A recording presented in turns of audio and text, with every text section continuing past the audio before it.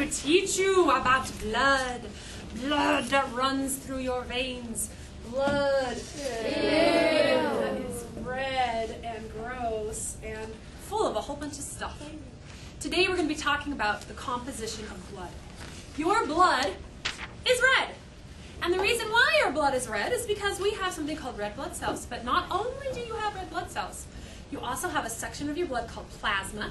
That's like the watery stuff that the cells kind of hang out in. And some white blood cells. If we had a lot of money, we might have a centrifuge here at our school. In hospitals and laboratories and scientists, they use centrifuges to show or separate out what the different parts of blood is. Since we don't have a centrifuge, I decided to make a homemade centrifuge today. So I have a test tube of blood, and I'm going to stick it right into our centrifuge, and then I'm going to spin it. And by spinning it around, move our desk here just a little bit, it's going to help separate the components of the blood. Now, if this is a machine doing it, it would spin it for a while, but I guess we'll be done. Oh, right here. And when I open it up, you can see how it is separated into layers. I'll just bring this up so that you can see it. So it's separated into these different layers. Now, these different layers are, the top part is the plasma. Then we have a little skinny section of white blood cells and platelets. And then we have red blood cells. So the red blood cells are in the bottom section right here. I'm going to show you, first of all, we're going to make some blood today. And I'm going to demonstrate to you first how we're going to do this. If we were to make about 500 milliliters of blood, then we are going to, well, we'll put it in here.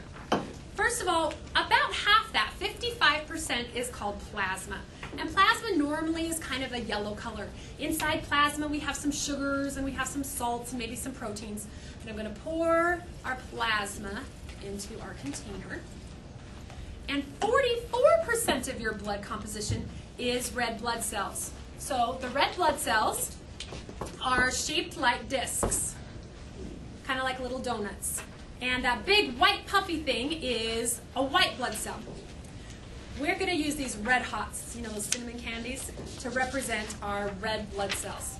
So we're going to put our cinnamon candies in our blood, in our plasma. About 44% total volume is our red blood cells. And then we have our white blood cells. Now, our white blood cells only make up about 1% of your total blood volume, so there's not very many compared to the red ones. So we'll just, oops, I've got some mints that we're going to use to represent our white blood cells. Stick those in. And last but not least, we have what are called platelets. When you get cut and you have a scab that forms, it's because you have what are called platelets. And these platelets are kind of a funky, spidery shape. And they're a little bit smaller than our red blood cells, so I chose to use some runts because they're kind of funky shaped as our platelets. And we'll put our platelets in our blood. We'll give it a little mix. And here you have blood. Now look, it's turned red because the majority of the cells that are in your blood are red. That's why our blood is red. And so the next time you want to drink some blood, you now know what's in it.